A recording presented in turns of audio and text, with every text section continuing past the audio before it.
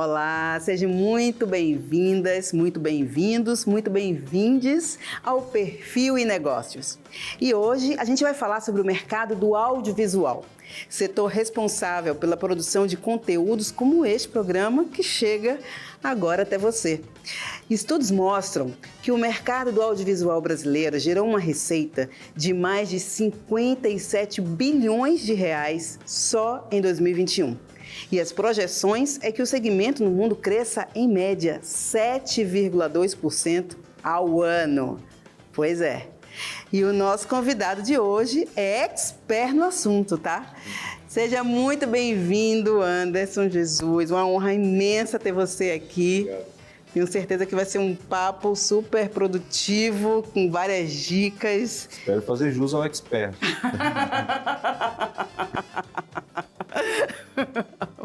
Boa!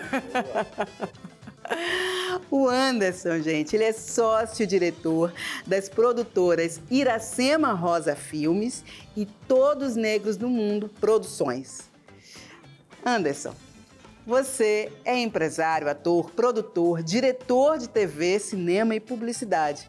Eu quero saber como que você chegou até aqui. Conte um pouco da sua trajetória. Em primeiro lugar, obrigado pelo convite, obrigado por proporcionar que a gente conte um pouco sobre, né, a nossa trajetória, o nosso trabalho e tal. Eu comecei no audiovisual como ator, né? Isso já comecei tarde, né? Eu já comecei com 27 anos. E já sabendo da dificuldade de trabalhar como ator, né? Sendo negro, né? As oportunidades são menores e eram ainda menores, hoje já melhorou bastante, mas já eram, né, ainda menores naquela época, e ainda hoje, né, ainda tem muito que melhorar, mas eu já sabia, né, dessa dificuldade, dessa impossibilidade de trabalhar nessa área, ou manter uma consistência, né, de trabalho nessa área sendo ator. Naquele momento eu achei, né, que eu deveria também, como eu gostava muito de escrever, gostava de outras vertentes artísticas, eu tentei ir por outros caminhos também, como, por exemplo, escrever roteiros. Então, na época, eu escolhi trabalhar, né, fazer cursos e tal, como roteirista, justamente porque eu pensava que se ninguém me desse trabalho, eu me daria, né? Então, eu vou escrever minhas próprias coisas. E acabou que deu tão certo que assim que eu me formei, né, em artes cênicas, eu trabalhei, fiz algumas coisas, trabalhei em algumas produções, mas assim, foram muito poucas, né? Logo eu já estava atrás das câmeras produzindo e dirigindo. Entendi. Mas o que despertou esse seu interesse pelo audiovisual? Porque você poderia ir produzir teatro, por exemplo, né? É algo que vem desde a infância? Vem desde a infância, desde a infância. A televisão foi minha babá, né, durante muito tempo. Né? Durante muito tempo minha mãe foi mãe solteira, mãe solo, né? E ela precisava, não tinha como me deixar com alguém, né? Eu com 5, 6 anos de idade, ela não tinha como pagar para alguém tomar conta de mim, ela precisava trabalhar e ela me deixava trancado dentro de casa. Eu ficava das 8 da manhã até as 10 da noite trancado, sozinho dentro de casa assistindo televisão, né? Ela escondia as coisas que eu poderia e certamente usaria para tocar fogo no quarteirão.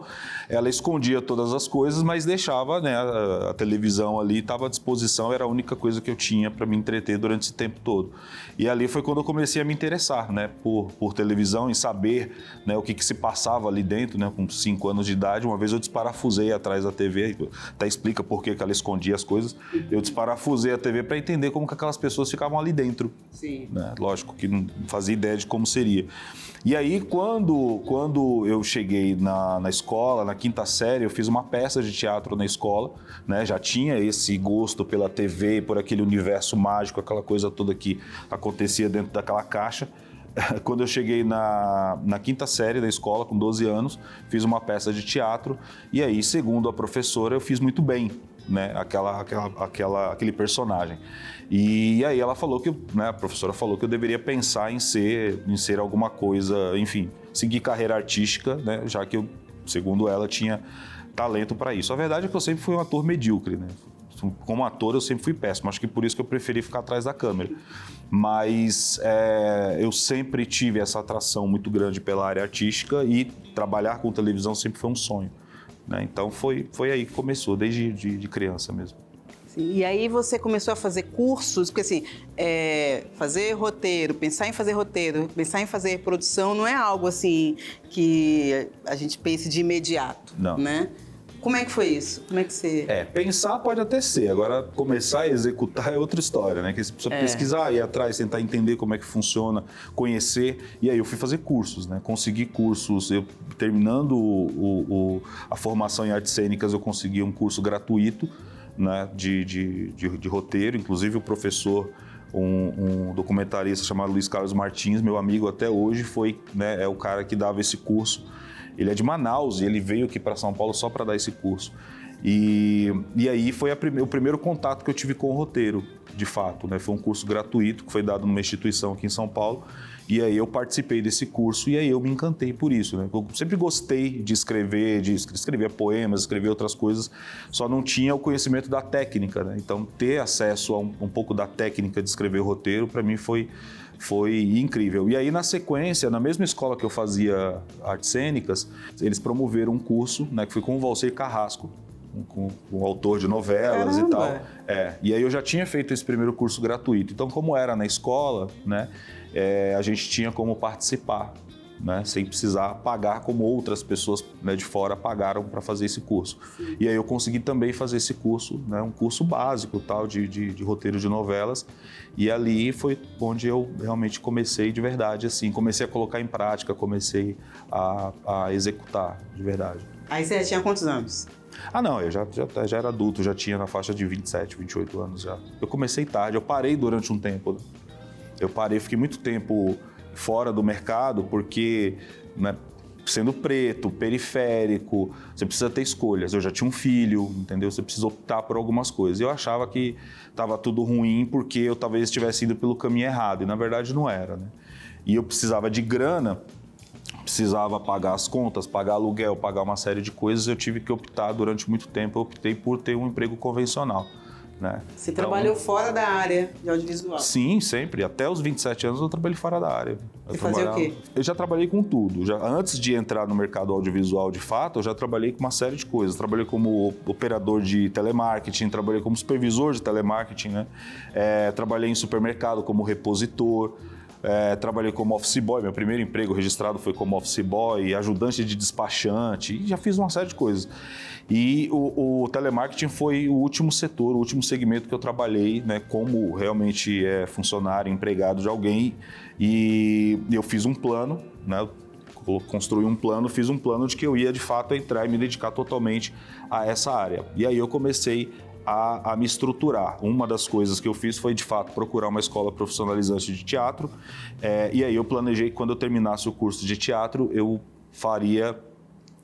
pediria, né, para sair da empresa, e aí eu começaria a me dedicar totalmente à área. Quando eu comecei a fazer o curso de roteiro, aí eu achei e tinha certeza, na verdade, que eu deveria começar a produzir as coisas que eu também estava escrevendo. Sim. Então eu peguei o dinheiro da rescisão, comprei uma câmera, né, e aí foi quando eu comecei a fazer alguns trabalhos. Aí comecei a fotografar, depois comecei a fazer vídeos de verdade. Ali foi onde tudo começou, né? O último emprego que eu tive foi como operador de telemarketing, e aí depois que eu comprei essa câmera eu comecei a vender serviço, ir atrás de clientes, fazia vídeos institucionais e tal, e aí a coisa deslanchou, né? A partir de alguns amigos, gente que eu conheço, começaram a me indicar ou a recomendar para pessoas que precisavam, e aí eu acabei, né, me entregando totalmente para esse mercado. Eu nunca mais voltei a fazer outra coisa. Sim. E quais foram os maiores desafios dessa sua trajetória? É um mercado caro, né? É uma área cara. Quem trabalha com isso sabe que é difícil, sabe que é caro, que as coisas não são muito acessíveis, né? Para pessoas que não vêm da mesma origem, né? Que não têm a mesma origem que a gente, para as pessoas que vêm de um outro lugar, já é difícil, né? Para a gente que vem de uma outra origem, que vem de um outro lugar, né? A gente geralmente já não tem acesso a isso, né? Principalmente nós, né? Um pouco, né, lá de trás. O pessoal hoje em dia, os mais novos, têm um pouco mais de acesso, mas antigamente a gente não tinha. né, acesso a teatro nas periferias, acesso a audiovisual, aprender a trabalhar com audiovisual nas periferias. Então, essa foi a parte mais difícil, né? Eu tive essa vantagem, entre aspas, que eu tive um contato muito forte com a televisão quando criança, né? Então despertou esse interesse. E aí, aos 12 anos, essa professora que viu essa possibilidade, que viu essa vocação de trabalhar nessa área e que, né, deu aquela... foi a mosquinha que picou e me contaminou de vez, assim. Porque pela primeira vez eu tinha ouvido alguém me dizer que eu poderia ser alguma coisa, além da minha mãe dentro de casa. Sim. Fora de casa foi a primeira vez que eu ouvi alguém dizendo que eu poderia ser algo, né? E então isso foi muito importante. É mais difícil por causa disso. É um mercado caro, um mercado inacessível, que a gente daquela realidade não tinha um acesso muito facilitado a isso, então é tudo muito distante, né? Um moleque preto de periferia, ele não cresce achando que ele vai ser cineasta. Hoje em dia, talvez um pouco mais, só que na nossa época, não. Uma criança ou adolescente dos anos 90, 80, não. E aí você criou a produtora Iracema Rosa Filmes. Isso quando? Isso foi em 2007, no papel 2007, 2008, mas que começou a existir como produtora mesmo foi por volta de 2012, 2013. E por que Iracema Rosa Filmes? É o nome da minha mãe, é o nome da minha falecida mãe, é uma homenagem para ela, porque foi a pessoa que mais me incentivou em todos os aspectos, mesmo tendo todas as dificuldades, mesmo tendo todas tudo contra, né? Tudo sopra contra. Né? Principalmente quando você tem um sonho que aparentemente parece ser só mais um sonho. Eu quero trabalhar com audiovisual. Sim. Mas para quem vem dessa realidade é um sonho muito distante, é muito difícil. Então, se você não tem essa motivação, se você não tem essa pessoa que te incentiva e que mesmo diante de todas as impossibilidades, ela acredita que esse sonho possa ser realizado, se você não tem isso do lado, eu tive a sorte de ter isso do lado, né? De ter essa pessoa que conseguiu enxergar isso e me incentivou. Então, chegar aonde eu cheguei, e que eu nem digo assim no sentido de ser, né, mega blaster e tal, no que eu pretendo ser ainda, mas eu tô no caminho. Mas chegar até onde eu cheguei, de ter mais de 150 episódios de séries documentais produzidas, rodando no mundo inteiro, em canais estrangeiros, inclusive, de televisão, para aquele moleque de favela, chão de terra, barraco de tábua e uma televisão preto e branco, é bastante. Então, um dos maiores prazeres que eu tive na vida foi, ao final, o primeiro episódio da primeira série que eu consegui colocar na TV, eu ver o nome da minha mãe na vinheta, né, do programa, que é o nome da produtora no final do programa. Eu podia morrer ali, para mim já estava... eu já estava realizado. Já. Calma que tem muita coisa para produzir ainda. Já veio que eu não morri, tem mais coisa, veio mais coisas depois disso. Mas você também tem uma outra produtora, sim, né? Sim. Quer falar um pouco? É o TNM. Sim. Isso. O TNM surgiu como sendo... Que é Todos Negros do Mundo. Todos Negros do Mundo. Tá. Surgiu como um portal de notícias, né? Na verdade, foi o meu TCC da pós-graduação, né? Eu sou pós-graduado em cinema e televisão. E na pós eu fiz um TCC e eu queria ter dados, ter informações, enfim, apresentar medidas, vamos dizer assim, de quem produz e quem consome essa produção. De negros, de pessoas negras, né? No mercado audiovisual, mas voltado para pessoas negras. E aí eu criei um site onde a gente, né, colocava notícias de artistas negros, de criadores negros que estavam produzindo obras, fazendo, enfim, sua arte, e que não tinham como divulgar e geralmente não conseguiam divulgar em veículos convencionais. Então eu criei esse portal onde a gente poderia não só divulgar essas pessoas, né, esses artistas, mas também ver, medir a quantidade de pessoas que se interessavam por esses conteúdos e que se interessavam por isso e até, de repente, conseguir mensurar o impacto que isso tinha também. Por exemplo, se um ator estivesse divulgando a sua peça, né? A quantidade de pessoas que veriam aquela postagem e a quantidade de pessoas que, de fato, iriam nesse espetáculo. Então, sim, a partir desse portal, a gente começou a ter essas informações. Era para ser só um projeto de TCC. E ali, durante 6 meses, né, que foi a preparação desse projeto, eu teria, né, esses dados todos consolidados, apresentaria o meu projeto e acabou por ali. Só que a avaliadora da banca, uma das pessoas que avaliaram na banca de TCC, é uma cineasta negra, né? E eu a conheci, ela nem foi minha professora nem nada, ela foi, né, convidada para fazer parte da minha banca. E aí quando ela conhece, que é minha amiga até hoje, inclusive, quando ela conheceu o projeto, né, enfim, fui aprovado e tal, ela falou, poxa, isso não pode parar, tem que continuar. E aí a gente continuou como portal de notícias, como site, né, apenas.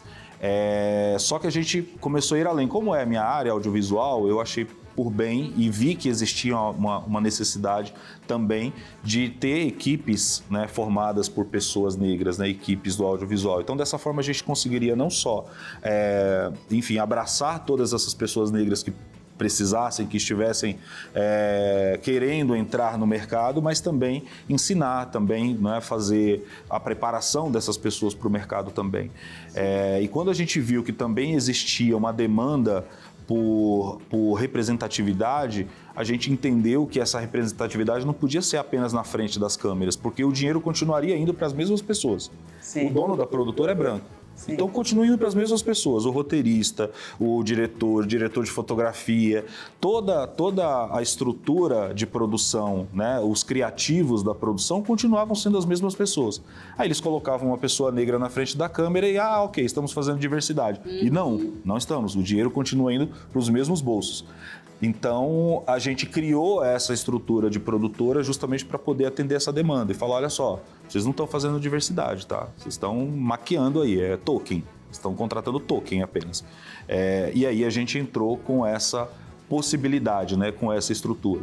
Tem funcionado? Nem tanto, porque a gente está falando de privilégios, a gente está falando de tirar, para o dinheiro vir para o meu bolso precisa sair do de alguém, né? Alguém vai ter que ficar sem. E aí você mexer nessa estrutura é muito complicado, é muito difícil, mas está acontecendo, né? Temos feito grandes projetos, temos feito projetos para grandes marcas, atendido grandes marcas, mas não na velocidade, não na frequência que gostaríamos ou necessitaríamos, né? Então, geralmente é no mês de maio e novembro é que tem muito trabalho com esse viés, mas geralmente nos outros meses do ano, geralmente o pessoal não se preocupa muito com isso, não? E para manter a sustentabilidade, né? É necessário. Não dá para trabalhar 2 meses por ano só e manter uma estrutura. Sim. Anderson, a gente precisa ir para um rápido intervalo, mas a gente já volta, tá? Gente, tem muito bate-papo sobre empreender no mercado audiovisual brasileiro, hein? Fica aí, a gente já volta aqui no Perfil e Negócios.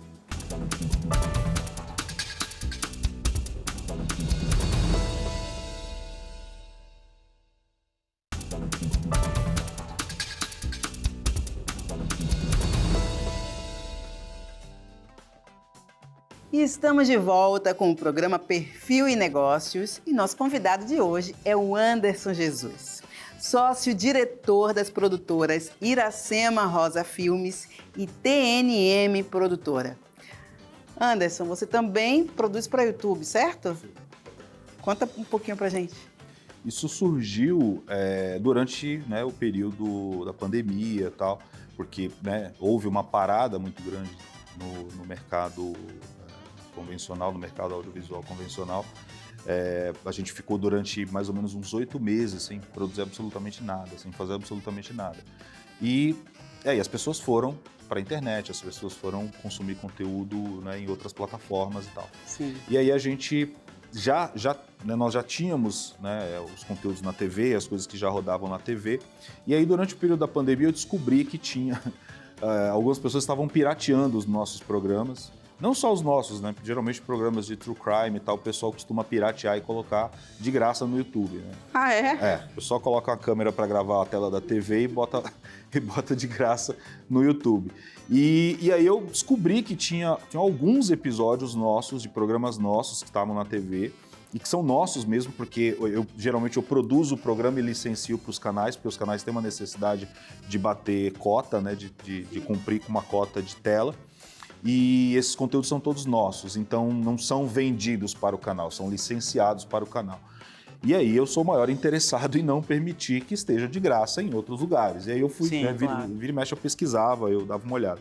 E aí eu esbarrei com esse canal, um canal que tinha vários vídeos nossos, né, no YouTube. E é óbvio que eu ia derrubar os vídeos. Mas antes disso eu achei interessante o seguinte, eu comecei a ver números. Eu falei, gente, isso aqui funciona, peraí, deixa eu ver uma coisa aqui. Nunca duvidei que funcionasse, mas eu não sabia que funcionaria tanto para o tipo de conteúdo que a gente fazia, né?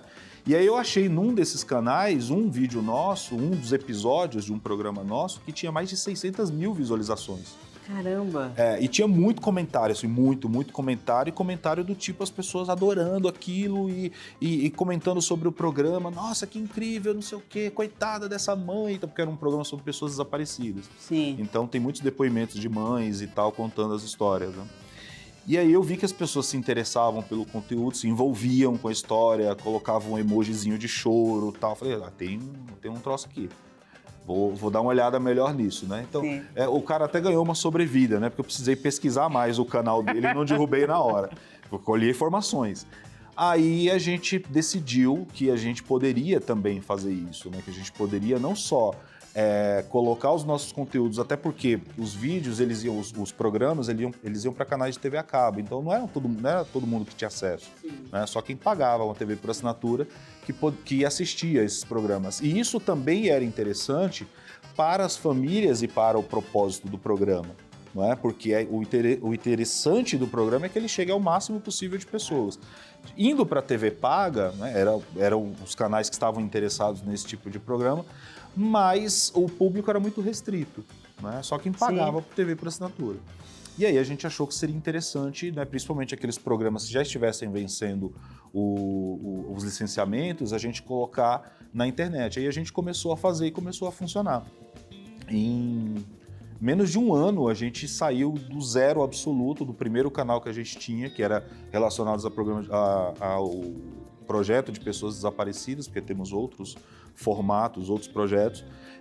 Saiu do zero para hoje tá 67 mil inscritos no canal, né? A gente já tem mais de 10 milhões de visualizações dos vídeos e a gente começou efetivamente a abastecer o canal em setembro do ano passado. Sim. Né? Então o canal, sendo realmente movimentado, tem menos de um ano. Então nós temos um programa também sobre pessoas adotadas, essas pessoas que foram traficadas do Brasil, né, para Israel. São mais de 3 mil brasileiros que vivem em Israel hoje em condição de adotado, só que todos eles foram traficados. Muitos sabem que são adotados. Não, sabem. Eles sabem, inclusive, que são brasileiros. E aí, por isso que a gente acabou fazendo o programa, porque a gente foi lá, entrevistou essas pessoas e tal, porque eles buscam as famílias. Teve 2 casos que a gente encontrou a família aqui no Brasil. Um deles, a gente trouxe a pessoa aqui para o Brasil para reencontrar a mãe biológica.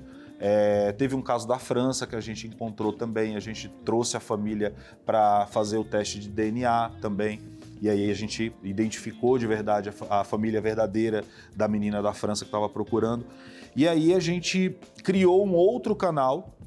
Quando o programa foi para o ar, a gente percebeu que a gente começou a receber muita mensagem.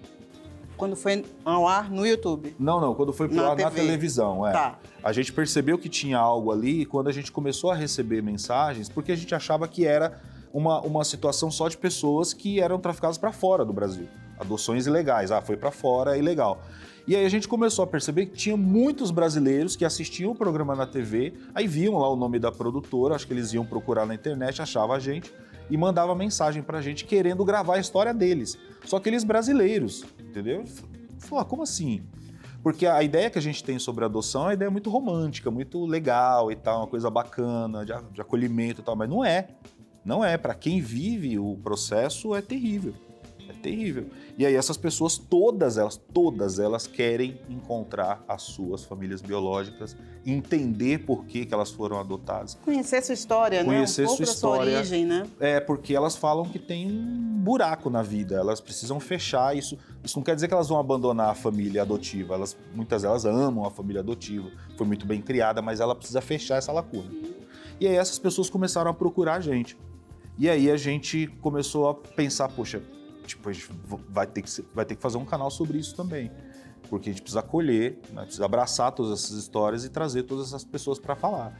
E aí a gente abriu esse canal depois do canal que chama Desaparecidos, o canal se chama Adotados também, Adotados. É o nome do programa. Tá. E aí esse canal também hoje está com 67 mil inscritos, né? Já tem alguns milhões de visualizações também nos vídeos e não para todos os dias. Quantidade absurda de pessoas mandando histórias, querendo contar, querendo falar. Aí é mãe que teve o filho subtraído ou que deu o filho para adoção, querendo reencontrá-lo, se arrependeu e tal. E aí tem os filhos querendo encontrar os familiares, enfim. E aí o canal cresceu também por causa disso, né? E hoje a gente está com uma equipe trabalhando só com esse canal, jornalistas e outras pessoas, inclusive pessoas adotivas, que a gente trouxe para dentro da estrutura justamente para que a gente possa dar o olhar correto para essa causa e para essas falas. Né? Sim, que tem autoridade, tem né? Tem autoridade para falar, E qual a diferença de produzir para YouTube para produção convencional para TV? Eu acho que a diferença é que a produção depende só de você, né? Você tem um canal que ele já está sendo movimentado, você só precisa produzir e colocar. Né? Lógico que você tem que ter tem que ter um conhecimento para você saber exatamente, tem que fazer um processo de pesquisa para entender esse público, qual é esse público, e oferecer exatamente o que esse público precisa. E quando é uma causa como essas causas, né, que ou de pessoas desaparecidas ou de pessoas adotadas, você precisa também ter um conhecimento e ter uma sensibilidade para falar desse assunto da maneira correta, não é? Para não cometer erros, para enfim, porque eu não sou adotado e eu não tenho ninguém, não conheço ninguém que esteja... Hoje eu conheço por causa da relação com as famílias, pessoas desaparecidas, mas você precisa colocar essa pessoa em evidência. Ela vai falar sobre o que ela quer, não é? Ela vai colocar a sua demanda em evidência. Então o que a gente faz é abrir a janela. Então a gente precisa ter essa sensibilidade para proporcionar isso. Mas a vantagem eu acho que é essa, assim, tem dificuldades, obviamente, não é? Porque você depende dessa visualização, ou você depende de patrocínio externo para fazer com que essa produção aconteça, mas é uma produção que só depende de você. Né? Então é um pouco mais tranquilo em relação a isso, mas não dá para ser só isso também. Óbvio que a gente também continua produzindo para os canais como fazíamos antes. Sim.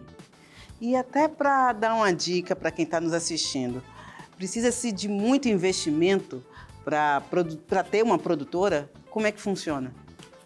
Então, depende, porque assim, hoje em dia, né, com a facilidade do acesso a equipamentos, continuam caros, né? Principalmente porque a maioria, se você vai comprar, continua sendo, principalmente que é em dólar, né? Então continua sendo algo que é inviável. E aí eu falo disso dessa forma, pensando em todos que podem estar assistindo isso daqui, né? Inclusive pessoas pretas, inclusive pessoas que têm um poder aquisitivo menor. É fácil? Não, não é fácil. Mas fazer um início hoje com a possibilidade de você produzir com celular, com a possibilidade de você produzir com câmeras que são mais acessíveis e que entregam uma qualidade melhor de imagem, eu acho que é mais viável e é mais possível do que era antigamente. Tá? Só que só isso também não basta, é preciso realmente ter conhecimento, é preciso realmente ter alguma coisa que você possa se destacar, porque tem muita gente fazendo, não é? Sim. Mas eu acho que é importante você buscar algo que você possa defender, algo que você possa ter como caminho para você, como é o que a gente faz, né? Hoje a gente tem autoridade para falar sobre essas duas pautas. Né? A gente escolheu essas duas pautas e também a pauta de diversidade racial. Tá? Então eu acho que é muito importante a gente ter um olhar, tem produtoras que são especializadas em conteúdo relacionados a meio ambiente, né? A causa indígena. Então eu acho que é importante a gente escolher uma batalha, lógico que a gente pode fazer tudo, falar sobre tudo, mas eu acho que é importante a gente ter um diferencial também, né? Escolher um caminho, escolher um diferencial. Mas é possível, é difícil, obviamente, porque, como eu disse, repito, é um mercado caro, mas é muito possível de se trabalhar, principalmente hoje em dia, e ainda mais tendo referências para pessoas pretas, pessoas periféricas, já tem a Gal como referência, tem a mim como referência, tem Jefferson D como referência, Joel Zito e outros, Renata Martins e outros, né, que são como nós, que estão produzindo por aí. Então já é possível ver que existe essa possibilidade. Sim. E Anderson, teve algum momento específico que foi o ponto de virada das suas produtoras? Qual foi essa chave assim, que mudou? Eu acho que no meu caso o ponto de virada foi justamente escolher uma causa para começar a trabalhar, para olhar algo que me chamasse atenção, que era sensível para mim, mesmo não vivenciando aquilo, né? Como é a causa de pessoas desaparecidas. Para mim foi muito importante, foi um ponto de virada, porque eu foquei naquilo, né? Eu me dediquei para aquela causa de corpo e alma, né? E tanto que a gente trabalha, né, com essa causa, a gente apoia essa causa, a gente fomenta, inclusive ONGs e tal, que trabalham com essa causa a partir do nosso trabalho. Então esse foi um grande ponto de virada, mas eu acho que o maior de todos foi acreditar. Acho que acreditar que eu poderia fazer, acreditar que eu poderia ter um programa na televisão, que naquele momento era muito difícil, era muito complexo, não havia muitas possibilidades, e eu acreditei, e eu foquei. Eu acho que o ponto de virada foi esse, foi ter olhado para uma oportunidade que eu tive e ter acreditado que eu poderia, naquele momento, chamar aquela responsabilidade para mim. Quando eu tive a primeira reunião com um canal de televisão para tratar sobre um projeto que eu estaria vendendo para eles, eu não tinha comida em casa. Não tinha comida em casa. A produtora era um colchão no chão e um computador no colo. Eu tinha que optar, ou comprava comida ou pagava a internet, porque eu tinha que pagar a internet para poder continuar procurando cliente. Naquele momento, enquanto isso eu estava escrevendo essas ideias, escrevendo esses projetos e espalhando por aí, quando me chamaram pela primeira vez para uma reunião, eu achei que era pegadinha. Eu falei, não é possível. E aí eu cheguei lá dizendo que tinha algo, só que eu não tinha, eu só tinha ideia. Eu só tinha ideia e uma câmera que eu comprei de um chinês na Paulista, porque era onde eu poderia pagar. Então, assim, eu fui e eu acreditei. Eu falei, cara, isso aqui isso tem que acontecer. Para eu sair da situação que eu me encontro e eu continuar trabalhando nesse mercado, isso precisa acontecer. Quando eu cheguei nessa reunião e perguntei para a pessoa ou melhor, quando a pessoa me perguntou sobre a possibilidade de fazer aquilo, o que eu tinha em mãos, eu falei um monte de coisa. É que eu já tinha pesquisado tudo, eu já sabia quais caminhos eu seguiria, mas eu não tinha nada. E eu disse que tinha. Você tinha uma ideia, não tinha um projeto estruturado. Não tinha um projeto. E aí, só que eu me ferrei, porque uma semana depois ela pediu para eu mandar alguma coisa para ela ver, e eu não tinha nada. Aí eu tive que juntar uma meia dúzia de pessoas, peguei a câmera e falei, vou ter que gravar alguma coisa. Gravei e mandei, já sabendo que não era o que ela queria, só precisava ganhar tempo. Quando ela falou, não é bem isso. Eu tipo, ok, eu sei. Quanto tempo você vai me dar agora para fazer o resto? Eu pensei, eu já estava preparando. Ela me deu mais um mês para eu poder entregar o que ela queria. Eu falei, agora sim. E aí eu fui atrás e consegui fazer, mas eu tive que dar essa de louco, assim, sabe? Eu tive que realmente... Às vezes a gente precisa, né? No empreendedorismo, acho que quem está assistindo, eu não sei se pessoas que vêm de outra realidade, que tem um pouco mais de condições, elas também dão uma de louco de vez em quando. Mas pra gente que não tem muita opção, não tem muito caminho, às vezes a gente precisa jogar, sabe? Precisa apostar, né? Você precisa blefar às vezes para você ter o resultado que você pretende, que você quer. O máximo que pode acontecer é não dar nada certo e você continuar do jeito que você tá. Então, por que não arriscar? Né? Eu não tinha nada a perder. Então eu arrisquei. Acho que ali foi o ponto de virada. Eu olhar para aquilo e falar, é a minha chance. Vou apostar. Ela falou, pode fazer? Eu posso. Eu tive que poder fazer. Uhum. Uau! Olha, gente, a gente vai ter que ir para um rápido intervalo de novo, mas na volta a gente vai continuar falando sobre as produtoras do Anderson Jesus, a Iracema Rosa Filmes e a TNM Produtora, aqui no Perfil Negócios. Até já!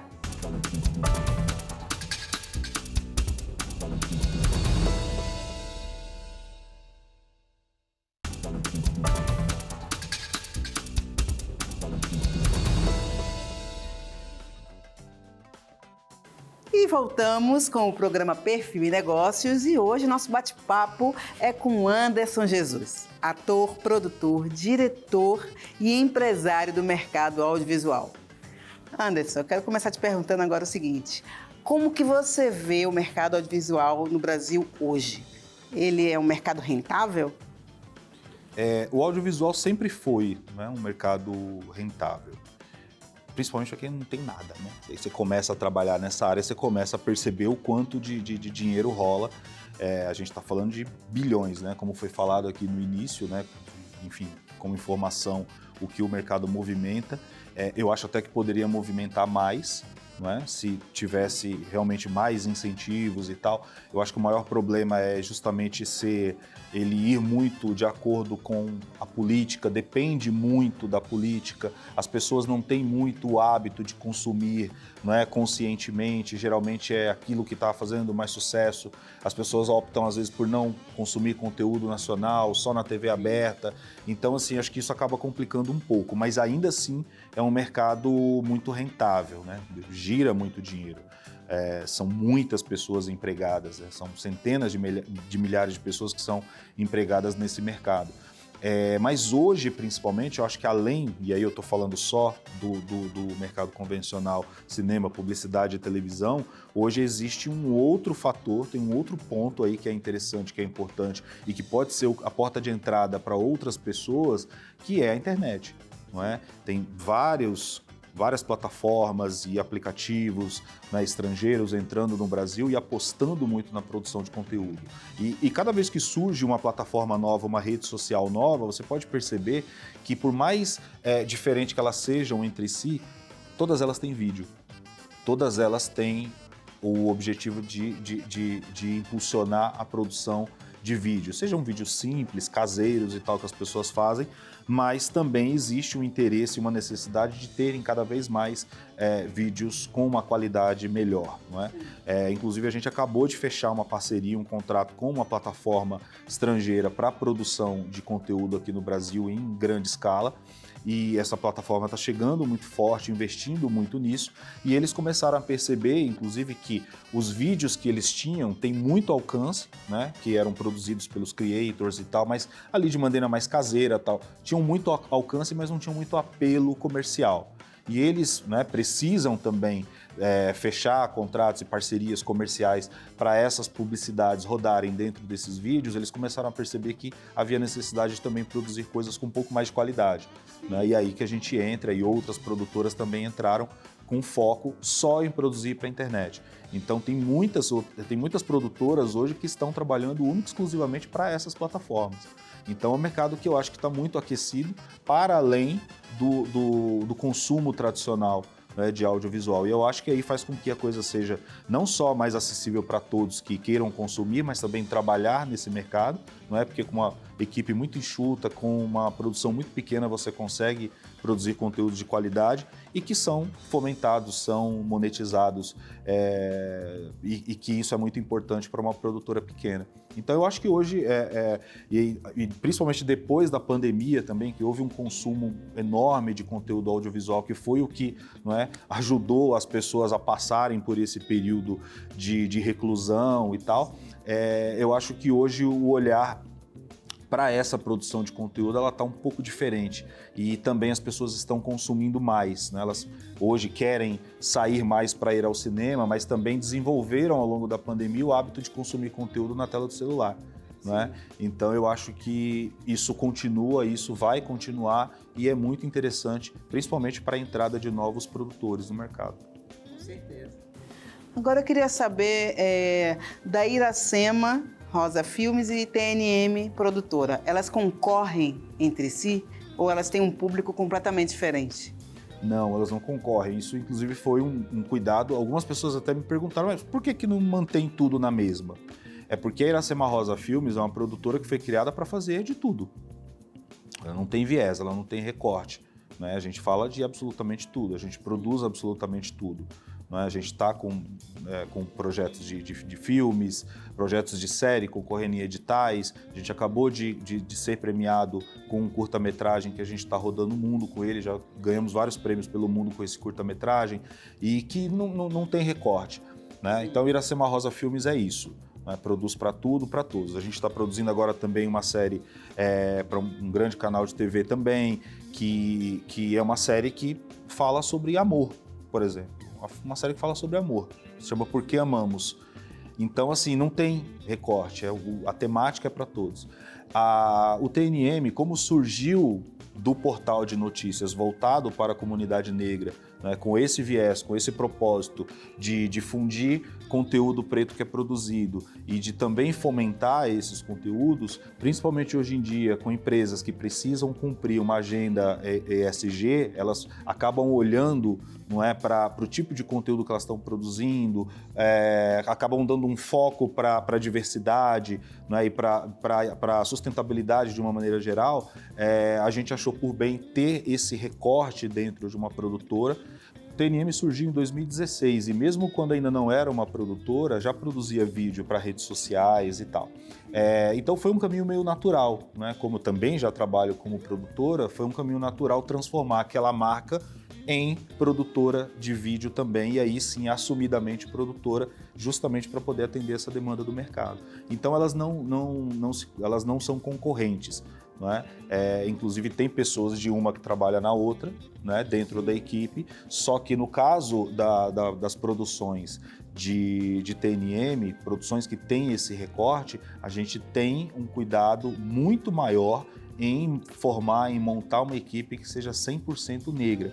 100% negra e 100% voltada para aquele conteúdo que está sendo feito. No caso da Iracema Rosa Filmes, não. Nós temos também uma maioria de pessoas negras, porque isso faz parte de uma exigência minha e né, de uma coisa que eu quero seguir, mas a gente tem essa flexibilidade, né, de equilibrar a equipe, a gente consegue equilibrar a equipe. No caso do TNM, não. Aí a equipe tem que ser 100% negra.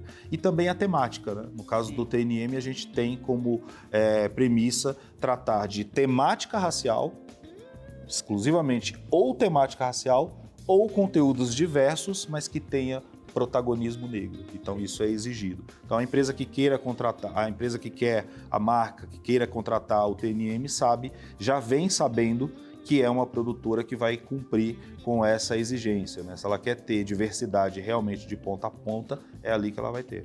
Perfeito.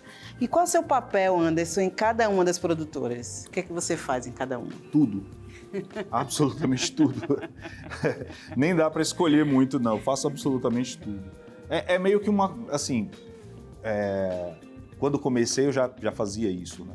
Vídeos institucionais que eu fazia na época, eu fazia roteiro, eu vendia o vídeo, né? Ia atrás de cliente, vendia o vídeo, fazia roteiro, ia lá e filmava, dirigia, fazia locução no final e às vezes ainda editava. Né? Então eu meio que fazia tudo, isso meio que ficou. Então hoje dificilmente eu faço alguma produção que eu não tenha pelo menos 2 tarefas ali. Né? Mas obviamente hoje a gente tem equipe maior, dependendo da produção que a gente vai fazer, precisa, né, ter uma equipe maior ainda, e aí eu acabo fazendo menos, só que a minha atividade dentro dessas produções ela é muito forte, ela é muito presente, né? Eu me faço muito presente dentro de tudo que eu faço, até por ter esse hábito já, né? Já tenho isso como hábito desde sempre. Mas hoje, pelo menos, eu fico ali em pelo menos 2 tarefas, mas principalmente eu faço a produção e a direção de todos os conteúdos que a gente produz. Entendi. E você, Anderson, produziu e co-dirigiu um filme de curta-metragem que chama Mergulho, né? Que chegou a ser premiado em diversos festivais no Brasil e até em outros países. Fala um pouquinho. Mergulho é um filme... faz parte de um processo de transformação da produtora, da Iracema Rosa. A gente, durante muito tempo, como produzia para a TV muito fortemente, a gente acabou deixando um pouco de lado essa parte de cinema. Né? O meu prazer de trabalhar com audiovisual é televisão. Tá. Eu sou absolutamente apaixonado por televisão. Até pela sua história, né? Da infância. Até por que isso. você contou. Então, eu fui estudar, né, audiovisual e fiz produção e fiz pós-graduação em cinema e televisão, mas mais por causa da televisão, menos por causa do cinema. Só que o cinema é também, né, uma paixão, é também um desejo de se fazer. Né? Talvez não com a efetividade que a gente faz televisão, né? E que a gente tem a vontade de fazer televisão. mas é algo que faz parte desse universo também, obviamente, então a gente também tem esse desejo, essa, enfim, pretensão. Quando eu recebi um roteiro, veio bem num momento em que eu queria mesmo receber algo legal para fazer, era o momento em que eu pretendia romper essa coisa comigo de ficar focado só em TV. Não, eu quero fazer cinema também. E aí chegou esse roteiro para mim do Marton Olímpio, que é um amigo do Rio de Janeiro, que é roteirista de grandes produções de cinema, de televisão também, para canais de TV, plataformas de streaming e tal. E ele me veio com esse roteiro, ele falou, cara, eu tô com essa história, que é a minha história, a história dele, né? É a minha história, eu queria produzir isso, eu quero gravar isso. Daí eu falei, mas se passa no Rio isso, né? Ele falou, não tem problema nenhum, a gente só muda para São Paulo. E quando eu li o roteiro, eu me apaixonei absolutamente pelo roteiro, assim, totalmente, porque era a história dele, mas era também a minha história, né? Porque é uma história de uma família que se ama, mas é uma família disfuncional. E principalmente o personagem principal dessa história, ele tem um problema muito sério com o pai, né? Ele tem muitos conflitos com o pai. E dificilmente a gente tem uma família preta no Brasil hoje que não tenha, né, essa instabilidade e que principalmente há esse conflito também relacionado com pais. Lógico, não são todas, mas muitas famílias têm essa ausência paterna, ou se tem uma presença paterna, essa presença ela muitas vezes é muito conflituosa. Sim. E foi o meu caso também. Eu tive uma presença paterna, mas foi muito, muito, muito conflituosa. E eu lendo aquele roteiro era praticamente a minha história. Óbvio que eu aceitei. Falei, não, vamos fazer isso agora, vamos produzir, vamos fazer. E aí a gente fez por conta própria, a gente, né, não usou nenhuma lei de fomento, nada para fazer, a gente fez com recursos próprios esse filme. Gravamos em 4 dias, inclusive fora de São Paulo, e ficou um filme lindo, lindo, não foi porque a gente que fez não, mas os prêmios estão aí para dizer isso. Os prêmios já dizem. A gente está rodando bastante com ele aí, tivemos mais de 40 festivais com ele, a gente já ganhou uns 10 prêmios até agora. Então tá rodando o filme, tá indo bem legal, inclusive na semana passada a gente ganhou mais um prêmio com ele e é um filme que está trazendo muitas alegrias pra gente e abrindo aí um caminho interessante de produção também para a telona, né? E aí você vê que também existe essa possibilidade. Para mim, que sou apaixonado por televisão, eu falo, poxa, tem isso também, vamos fazer isso também porque é legal. Então, o Mergulho veio nesse momento e está trazendo, né, muitas alegrias para a gente. Espero que em breve esteja aí disponível para todos, porque queremos ver, com certeza. No momento ele está só rodando os festivais, a gente Sim. não pode mostrar para todo mundo ainda. Sim. Mas em breve, quando encerrar aí a turnê que ele está fazendo pelos festivais, a gente vai abrir para todos aí. Muito bom. Você se sente realizada onde você chegou, no mercado audiovisual? Não? Ainda não. O que falta? É complicado falar de se sentir realizado, porque às vezes você pode se acomodar.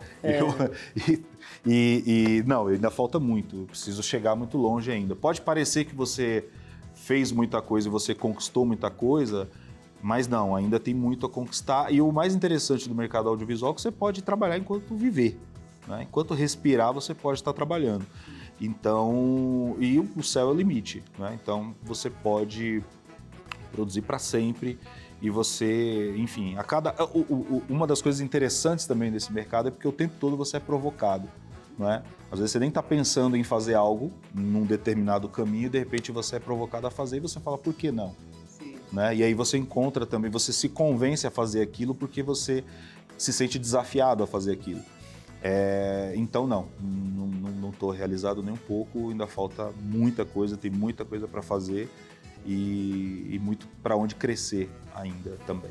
E quais são os planos para esse futuro? Tanto seu, né, de carreira, quanto das produtoras? Os dois caminham muito juntos, assim, né? Eu até tento separar um pouco, né? E, inclusive, ultimamente eu tenho alimentado essa coisa de também não produzir, não dirigir somente para mim, né? Somente as coisas de dentro da produtora. Né? Tenho sido convidado para fazer outras coisas na área de publicidade e tal, e eu tô achando interessante também, né? Enfim, navegar por aí que não seja só no meu barco. Né? Também de pilotar o barco alheio também é interessante. Então eu tô trabalhando com isso. Mas como futuro para as produtoras, a gente né, pretende fazer cada vez coisas maiores.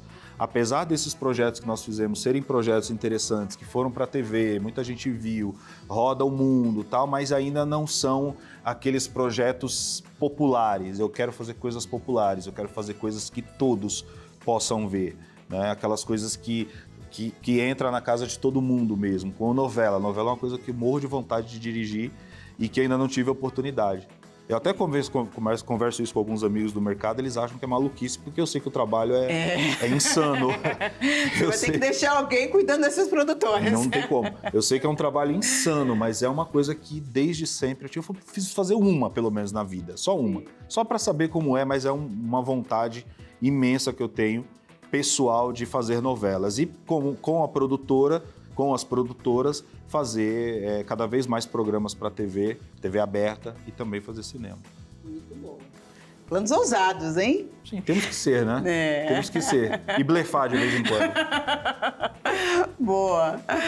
Bom, para finalizar, Anderson, dá dicas para quem quer empreender também no audiovisual, por favor, e que esteja nos assistindo. Bom, pensando em todos que a gente fala, né? A gente acaba trazendo esse recorte, principalmente se tratando de audiovisual, né? Porque para cada realidade é uma possibilidade, né? É diferente. Mas falando para todos, eu acho que é fazer. E eu acho que o mercado audiovisual, principalmente, é aquele que permite que a gente arrisque, né? Dessa forma, né? Como uma frase muito conhecida, né, de uma ideia na cabeça e uma câmera na mão, a câmera na mão e a ideia na cabeça, hoje, mais do que nunca, isso é possível, né? Se naquela época que isso foi dito já era difícil, mas já era possível, hoje é ainda mais possível, né?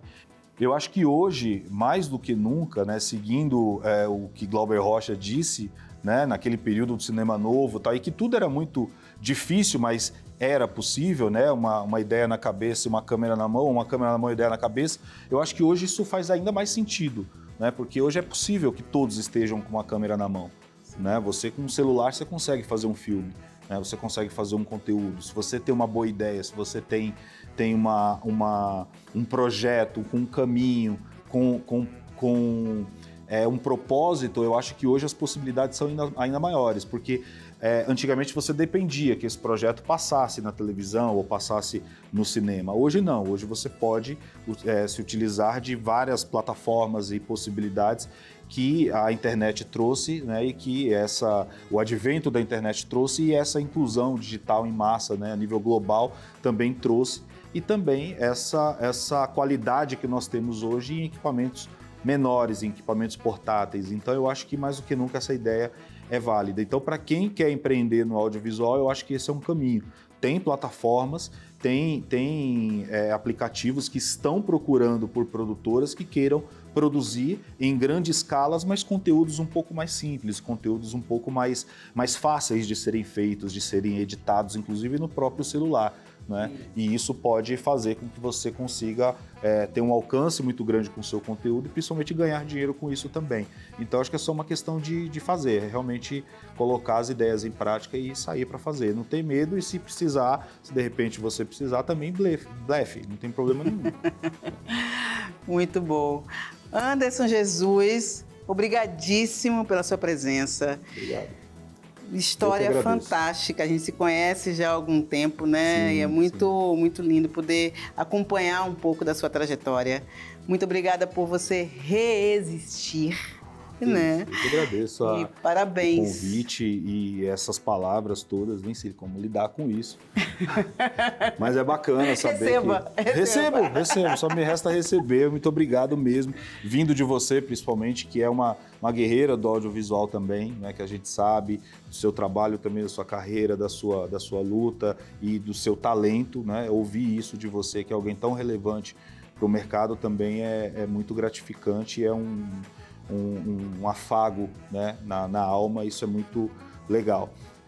Muito obrigado pelo convite, muito obrigado pelo reconhecimento, enfim, por achar que o que a gente pode falar vai ser importante, porque às vezes a gente está lá no nosso cantinho, a gente só quer fazer, né? A gente nem acha, não acredita que às vezes pessoas podem se inspirar nisso. É Com legal certeza. descobrir que isso é possível e é um prazer enorme fazer pelas pessoas também aquilo que eu, infelizmente, não tive muitos que fizeram por mim no passado, né? Então, é um prazer estar aqui. Gente, ó, não me faça chorar não, hein? O programa Perfil e Negócios de hoje fica por aqui. E eu te espero na semana que vem com outras histórias inspiradoras de empreendedores extremamente relevantes do nosso Brasil. Até lá, porque vocês já sabem, né? Assistir já é um ótimo negócio.